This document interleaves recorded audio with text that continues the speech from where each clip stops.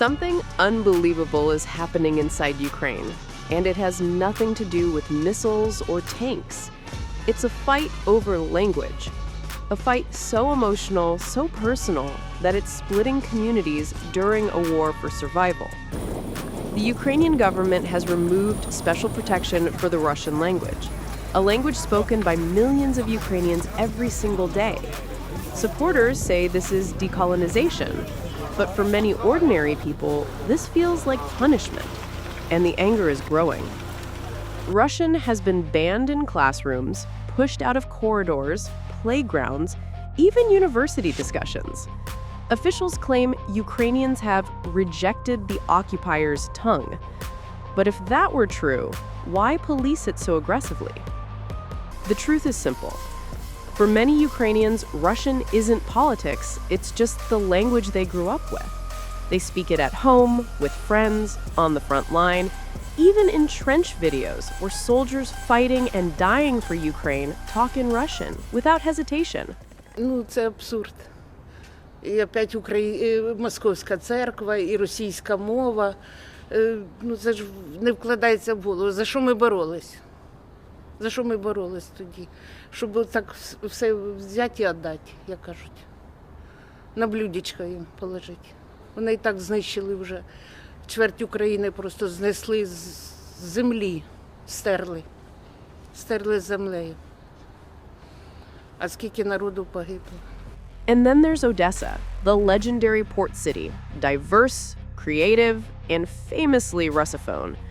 Today, it has become ground zero in this cultural war. Classic Russian language writers like Ilf and Petrov, Bunin, and Babel are being pulled from shelves. Statues are being targeted. Even the city's first governor, the Duke of Richelieu, protected from missiles with sandbags at the start of the war, now faces demands for removal. Many Odessans are terrified to speak publicly. They whisper about neo-Stalinism, witch hunts, and forced decolonization. Some academics have already lost jobs. Some soldiers say they feel betrayed by their own government. And here's the shocking twist. By attacking Russophone Ukrainians, Kyiv may actually be helping Putin's narrative. The same narrative claiming that Russian-speaking Ukrainians are not real Ukrainians, a narrative that is simply false. Russia is not going to leave Ukraine. We cannot leave Russian speaking and Russian people for the mercy of a Nazi regime in Kyiv, which has banished yesterday Russian language in the parliament from the protection of the Council of Europe agreements on that side. Even banishing language, prohibiting church that the majority of Ukrainians are visiting over there, Russian speaking and not only Russian speaking, prohibiting language, prohibiting education and all that stuff.